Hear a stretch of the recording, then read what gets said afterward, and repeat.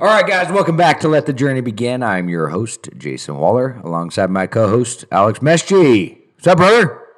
What's happening? Oh man, I'm in a good mood today, bro.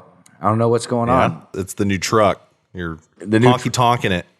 New truck, man. I'm getting my southern roots, bro. Just rocking and rolling. I want to get back into this because Diana, I was so blown away with her story last week. It was just so incredible, and just so much depth there that we brought her back, obviously. So, Diana, I want to thank you for coming back and joining us. But moreover, it is your sobriety birthday. So happy birthday, and thank you for coming back. Yeah, happy birthday. Thank you. By the way, for our listeners, if you didn't catch the first part of Diana's story, just stop this right now. Go back and listen to that so you know what we're about to get into, because her story was so multifaceted and, like Jason said, stuff we've never heard before that we had to get her back to hear more. Yeah, but it was hands down one of the craziest stories I've ever heard. So, I mean, you definitely win for that.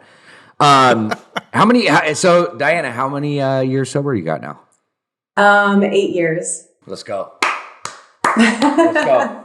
That's huge. That's a big deal. That's a big deal. And before we get to how you got into recovery and got sober and, again, to hit the remarkable milestone of any birthday is huge, let alone 8 years. So congratulations on that. But I want to bring us back again to where we had left off. So last we had talked about, we heard the history and everything that happened in school with the teacher and, just the trials and tribulations that you'd faced. And we really kind of left off about you entering into a lot of different treatment centers. You had your multiple stints. And so why don't you kind of take us off from where that was, and let's talk about, the treatments that you went to. We don't have to go into every one, but let's give it like an umbrella statement. And I want to focus maybe on the last treatment that you went to and really kind of what that transition was for you. Yeah, I think, one thing I think it's important to mention, just for like families who are listening who might have somebody who's struggling with addiction, is sometimes you don't get it in the first treatment center, but that doesn't mean I didn't get something from each treatment center I went to. And as previously mentioned, I went to a lot. And my kind of, I guess my pattern was I would check in fully wanting to get sober, like everything in my core, like literally down to my bones. I was like, I need to be sober. And it wasn't like I was, not wanting to be sober, not every time, but the majority of the times. And I would go in and I would be fully ready for the process. And then something would make me uncomfortable. And it was usually something as simple as like my roommate kept the temperature too cold in the room at night, or, I didn't like the feel of the towels in the detox, something crazy like that. Now, mind you, I was like a lot of the times coming off of the street. So it wasn't like I was like, these towels need to be the best, Right. It was just something felt off. I was like, I got to get out of here. And I would leave. So yes, I've been to a lot of treatment centers, but I've been to a lot because I would only stay about between 3 and 11 days every time. Do you think there was, in looking back now and having an extended amount of sobriety time, can you identify why it is that you were leaving early in a lot of those different places? And what was it after that actually got you to stick? And what was that, what made you stay? Well, one more thing about the last statement I made. I think it's important for me to say, because that is it's a very controversial statement I just made, and it's upsetting to hear if you're a family member who's hoping that your loved one is going to get sober right away.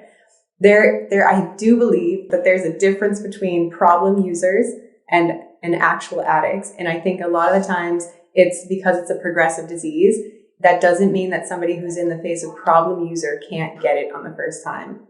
But I don't think that they have the same level of disease as someone who's completely an addict. No, I think that makes perfect sense. I mean, in any disease, it's all about the acuity, right? Somebody that has stage 5 cancer is going to be much more intensive than somebody with stage 1 or, pre-cancer. So I would totally agree with that statement. So I think I did learn things at all of the treatment centers I went to. One of them I went to 9 separate times, and it was a Scientology-based program. So you pay once and you can keep going back as many times as you mess up, because they believe that they have like close to 100% success rate. So they put an insurance policy in there for you. that one was very responsibility based. So it's a decision based thing. It's responsibility. It's, making good choices and, acting good throughout your day so that at the end of the day, you didn't need anything to feel okay about how you just acted. And I got quite a bit of sobriety. I got a few years sober at that one, like maybe up to, and they did allow drinking, but drinking wasn't, my thing. But I think I learned a lot at that place. And I think that they had some really good ideas on how to behave in life so that you don't create problems for others. And then you kind of feel okay about yourself at the end of the day. But I think I was more or less one of those real addicts who, no matter how much behavior modification I did or how many, punishments I faced or consequences I saw because of my actions, it wasn't going to stick for me. And I would continue to relapse. The final treatment center I went to, I was kind of in such rough shape. I had like, I don't know if you are familiar with like, not abscesses, but like cellulitis. It's like a disease, or not a disease, but like an infection you can get, from using like, unsanitary, or from unsanitary conditions. I was an IV user and I had gotten cellulitis in my leg and I could barely walk. And I had actually bitten off like pieces of like my tongue. And so my whole tongue was swollen in my mouth. So I could barely speak. And I had nowhere to live and I hadn't had a place to live in a while. And I literally was so used to running from treatment centers, like physically running, and I actually couldn't this time. So like the 7-day window came up, but like I couldn't run because I had this infection. Like the bottom of my feet were just like open wounds. So I honestly think that kind of like pushed me through, and I couldn't talk, so I had to listen because my mouth was swollen, so I couldn't speak and talk my way out of things or have conversations that would make me think that I was, more healed than I was. God was doing for you what you couldn't do for yourself. He was literally not allowing you to talk, so you had to listen, and he was taking your feet, so you had to stay still. Wow. Yeah. So it was like pretty extreme that time. And I had gone to, this detox, and normally detox is a few days, and then they transfer you out. But I was in rough shape. So my detox was about 34 days, I think. Yeah. And so I think that like getting me past that point of where I always like would run, like I physically couldn't. And then listening, which I never had before. And I'll never forget this, one of the moments that kind of like introduced me, because I had always had the mindset of the Scientology place where I am powerful. I could never do a first step because I didn't believe that I was powerless. Not because the conditions of my life didn't prove that I was, but because I had actually gotten my only period of sobriety thinking that I was powerful. And there was this guy at the treatment center that I was at the detox I was at for a really long time. And he was taking a cake for his birthday. And he was supposed to be watching me at the detox, and I was detoxing fully and I wasn't allowed to leave. And, once all the staff left, he's like, I have to take a cake. And he goes, I know you're not allowed to leave, but I'm going to sneak you out so I can go take a cake at my meeting. Now I'm like in withdrawal. I'm sick. Like I'm not feeling well. And he brought me to this meeting, and it was like all these biker guys, and not people I would normally associate with or like hang out with. And all these like older biker guys in their 60s with their motorcycles and their leather jackets. It was just not my crowd. And he like sits me in the back of the meeting, and he's like, you stay here and and just hang tight. I'm gonna go take this cake. And I was like, okay. So I'm detoxing in the back of this like biker meeting, and I'm like looking around, and like I'm like, I could do anything right now. Like I could do anything I want. Like I could leave, like I could, I can move around at this point. I could go. And all these people just kept coming up to me, and they were just like being like so like kind. Like they were just like, can I get you anything? You want water? Oh, you're in treatment. That's fine. Like, like just like being nice. And he took his cake and he gave me one of the candles off his cake. And he says, you have to give this to somebody who's, really in their addiction when you get a year. Mm. Mm. And for some reason, that thing, I was like, oh, I should probably get a year so I can give this away to someone. Was that your moment of clarity? It was just, I don't know if it was my moment of clarity. It was my moment of hang on a little longer. Mm. And I think I saved that, and I got into I got past the detox phase, and they were going to transfer me somewhere else, and I was feeling a little better, and I was like, I could probably just, do something different, not go into more treatment. And I was like looking around, and I remember I like saw that candle that I was saving, and I was like, well, I guess I will go to this treatment center. It was just like that like little thing. And I was like, okay. And then I just remembered the people, and these guys were like, they looked like they had all murdered someone in the past. And they were standing there and they were like, I'm powerless. And I was like, huh. And I kind of got the glimpse of like, maybe powerless isn't weak, or maybe powerless is, could be something that I could say I am, Sounds like you got a little bit of that human connection that made your sobriety bigger than just for yourself at that point, which may have given you a little bit more motivation behind it. But leading up to that, it sounded like you were having a little bit of an inner battle with your id, ego, and superego, taking a page out of Freud's book. But the whole powerless and powerful sentiment, it's all about perception versus reality. And may have been that your reality was a little skewed for one reason or another, but that candle basically took the conversation from you and made it about somebody else. And to me, it sounds like that was the win that you needed in your sales to keep the boat moving. Yeah, for a little bit longer, and I do think that that was the hardest part of like, succumbing, was that whole powerlessness thing in the beginning of like, it's just, you already come in and you're really trying to show everyone you're not powerless, and you still have it together somewhat, even if you can't even walk or speak. You're like, no, I'm still good. I'm good. I'm fine. And then on top of that, have to be like, oh, by the way, I'm powerless. Like it definitely grinds against the ego, and also against the sense of self that you built up. Like addicts have to take care of yourself in a lot of like crazy situations where, people wouldn't make it, and you made it through them alive. And so you have like a self-reliance that it contradicts the statement, I'm powerless. I was curious, so you kept on to that candle, you ended up going through treatment, so I'm dying to know, did you end up getting a year of sobriety? I did get a year of sobriety. Yeah, and I gave the candle, I used the same candle on my year cake, and then I gave it to someone else, and I told them that they have to use it on their year. I have no idea if they did. That is so bad.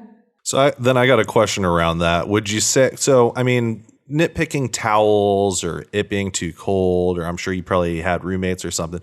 To me, it sounds like when that candle was given to you and the arrangement was kind of taken away from you per se, and like if I'm thinking about a transaction, right, that candle being given to you was meant to be given to somebody else. You were just kind of the courier there.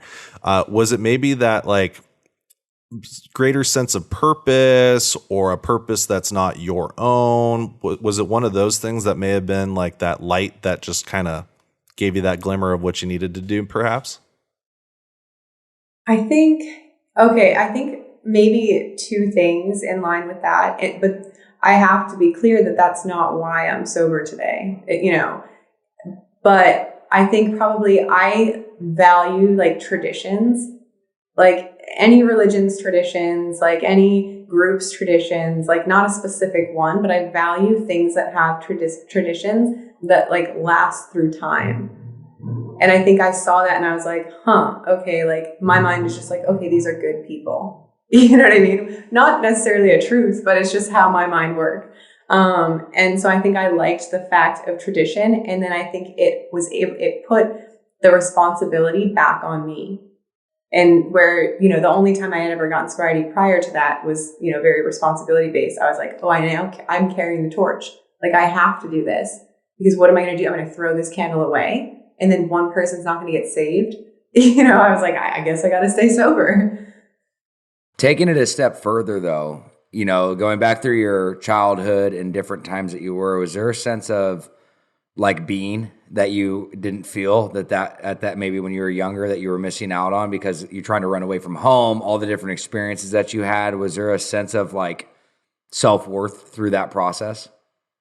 I'm going to say no, because I didn't necessarily not feel like I didn't belong before. I belonged in a lot of places, but in the wrong crowd. So, Fair enough. pretty much anywhere I went, I felt like I belonged. I could fit in. I could have people support me. I could have people, show up for me, make me feel like I'm a part of. But they weren't always the best people, and I think these people. But I think what I'm talking about more is like more around like insecurity, even though you like were able to connect, be a part of like, but I think a big part of addiction is insecurity, self-worth. There's a lot of underlying issues within that, even though you may feel a part of in that, like that moment, but deep down, is that truly how you felt about yourself? I think so. I do think so. I think,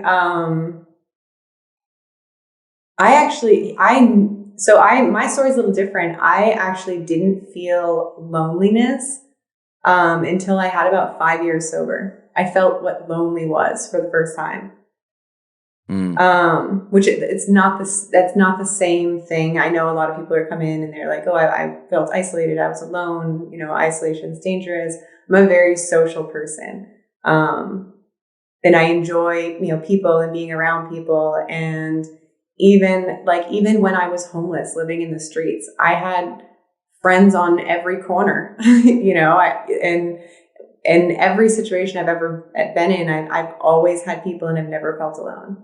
I couldn't even tell you what being alone or feeling lonely felt like until I had 5 years sober. I remember I had this, I was in a not great relationship, where we had both gotten rid of all of our friends because of whatever, jealousy and all that stuff. So we didn't have our friends and we weren't really communicating or talking. And I had cast out so many people, and then we weren't talking. And I was like, oh, I felt like heaviness in my chest. And I felt like a low, like kind of compressed feeling. And I was trying to explain it. I'm like, I don't feel okay. Like, it's like heavy. And I don't even have words really to give to people. And like, somebody was like, that's loneliness. You're feeling lonely. But that was a new feeling at 4 or 5 years sober. Obviously, you're a social person, you make friends everywhere. But my question, when you were in your addiction, what was like the weight or value of those relationships that you had? Were they just like very superficial, surface level relationships? Or were these people that you felt like you could rely on, they had your back, and were a closer circle than just, people in passing or people that you just got lit with? Well, I think that the important thing to highlight is when you're in your addiction and you're living like I was, there are many life and death situations, truly life and death situations. And anyone you surround yourself with in a life or death situation who helps in any way to make sure that it's a life, not a death situation, is a deep relationship. It's very fascinating. Again, I don't want to stay too focused on this because it's like we've both worked with a lot of people in recovery, and it's very rare because it's almost impossible. Again, I'm not saying impossible, but it's very. I've very rarely ever heard people being able to have or sustain any form of relationships when they're under the influence, especially at the capacity that we were. Because not only do we not have relationships with other people, let alone ourselves. I mean, we're so numbed out that we don't even know what's true from false half the time when we're in that state of mind. So again, it's not to deny that. And it's interesting hearing you say that you felt a part of, felt connected, felt that you were never lonely, because usually, addiction and a lot of the forms of alcoholism, of opiate abuse, and benzodiazepines, whatever it may be, it takes you to that isolated place when you're in this, again, going back to the stages of addiction. When you're stage 1 or 2, you're still kind of out there like I was having a great time. There was times where it was amazing, then as I got into the latter stages of stage 3, stage 4, I was using so much that I couldn't even maintain or sustain a relationship. So, it's just interesting to hear, But I don't think it's that interesting. How many times do you work with an addict or alcoholic who comes in and they just won't get rid of their bad friend groups? Because the bond is so tight, because that person saved me from an overdose, because that person showed up when I had nowhere to live, because that person has always been there for me when everyone else turned their back. And these, kids come into treatment and they refuse to let go of their friend groups. And, we know the prognosis is poor if they continue hanging out with their using buddies, but the bond is so strong with those using buddies because of those life and death situations. Yeah, agreed. But I also think to a deeper facet, though, is that people, they haven't had true experiences with true meaningful relationships. That's all they know. Because I can relate to what you're saying, and I look at the people that I was hanging out with. That I had a ton of friends when I was in my depths of my deepest, darkest spots. But they were when I know what a real friend is, like you were saying, like what you discovered what real loneliness was, like to see what real friendships were versus just fabricated and or sick relationships. There's a huge difference. Yeah, no, I agree, but I think that was the difference when I got the candle. The difference was I saw all of these people who potentially were bad people now being good and doing good things. And it made that a possibility. And so it wasn't like, oh, these bad people are helping me out or doing this, I have a responsibility to them. It was like these really good people doing good things are helping me out. And I was at the time in my life where I could see that. But I do think it's a real thing where people have a hard time letting go of some of the lower companions that they've, gathered up in their addiction. And I think I deal with it all the time with clients where they're like, oh, I'm not letting go of my friends. Oh, I've been friends with them since we were kids. Like, oh, I've been in this relationship for 7 years with my partner. I'm not leaving them, even though that person is, using with them, spending their rent money on drugs, whatever, putting them in bad situations. I think that's a very familiar thing. They do, and the best of their decision making keeps getting them back to those same places, right? You are a product of your environment. You surround yourself with, and unfortunately, that's where a lot of these people you don't see that systemic change because you got that. What do they tell us in the early stages? You got to change people, places, and things, and whether if they're meant to be in your life, they will be down the road. And I think again, it's very interesting to hear that perspective because I hear what you're saying, and especially when it comes to those friend groups. And people hold on to that, but I very rarely see people that make lifelong change staying in that system and or staying with that same support group.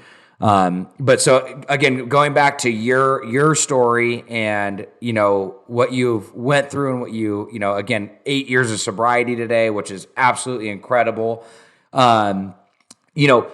When you said, though, when you got the candle, you said, that's not why I'm sober today. Can you talk about that a little bit? Well, I just think it's a very much, I don't have an answer for that because it's all just been the right alignment of life. Like, I, left my own devices, will make bad decisions for myself. And for some reason, I started making better decisions for myself. And I don't have that answer, but I do have certain things like that candle, like the fact that I went to school really early, within only a couple months sober, I started learning new things that I was interested in, or the fact that all these other little things that just helped me stay sober. It wasn't any one of them. And I don't know exactly which one it was. They all just carry me a little further and staying sober a little bit longer. I was going to say, it sounds like the candle was the Trojan horse, but these little accomplishments and the better decision making, you're really seeing the effects of the work you were putting in. And I think that was keeping your motivation going forward. I mean, the little bit that I know about you, I think you're a very smart, intelligent person and you're very logical. So when you're seeing these positive moves are leading to positive outcomes, well, you're going to keep doing it. Yeah, no, I think that's really important. I heard something once that if you are in treatment or you go to a treatment facility, it needs to be about 20% nicer than how your life was before. And that has the optimum success because you have to see that you're getting some type of kind of immediate reward for your good behavior. It has to be quick.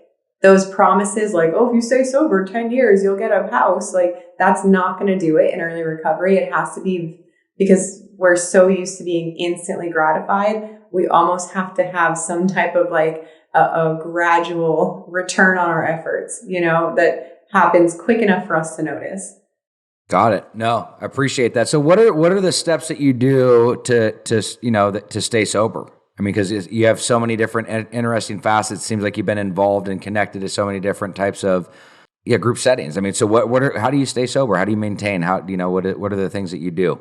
I have an affinity for the Scientology portion of the program that says go throughout the day and act in a way that makes you proud to be yourself, like to be who you are. And I really, really try and make it my effort every single day to not cause harm and to not, hurt people and to not, break things. Because if I do those things, at the end of the day, I don't feel okay. And so I really try and live every day in a way that I'm going to be proud of at the end of the day. I am into meditation and spirituality and multiple different facets of that spirituality. I have a spiritual practice, and I just try and be a decent human every day. I love it. You have such a phenomenal story, and you've experienced a lot. And I will echo what Alex says. I mean, getting to know you over the last couple months. Incredibly intelligent, intellectual, very smart, we're very well versed, very engaged in the recovery community, and just really appreciate and respect all that you do. And that being said, so you could tell us a little bit about what it is that you do now? And we know you work with Catalyst Recovery. Can you share with us about them? Yeah, so I work at Catalyst as Director of Operations. I started with them as a contracted employee to kind of help them build out their policies and, clean up their process so that it can operate in an optimal way. I was a consultant prior because of all the experience with all the treatment centers I went to after I got sober. I really dived into the law, the policy, the procedures, the, accreditation sources and guidelines and rules based off of Department of State. And I brought that to Catalyst, and what we do at Catalyst is help people in home. So I brought all of the rules with me, and we now deliver in-home treatment to people. So they don't have to go to a traditional treatment center if they need more discretion, or if their life doesn't permit them going away for 30 days. We can actually bring the entire team to their home and deliver all the services they need, the therapy, psychiatry, one-on-one care, all in the privacy and safety of their own home. So, Diana, for those that are unfamiliar, what are the main pros of in-home treatment versus a regular facility? Obviously the privacy or the discretion, but also I think it's the individualized one-on-one care. So you essentially get your own treatment center, which means you have a therapist who's only attending to you. You have a, recovery agent who's there just for you.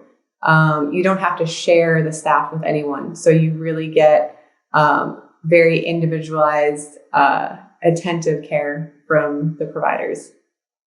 And it seems like it'd be common sense, but I would assume that you guys probably see better outcomes than the standard cookie cutter treatment facility models too, because of that individuality or the individualization of the program, right? Yes, that is definitely the case. One of the things that it's really helpful with is you have supervision 24 hours a day. So like we were mentioning before, where sometimes, you have to start learning to make better decisions for yourself. 24 hours a day, you have someone with you who's going to help you learn how to make better decisions for yourself with you.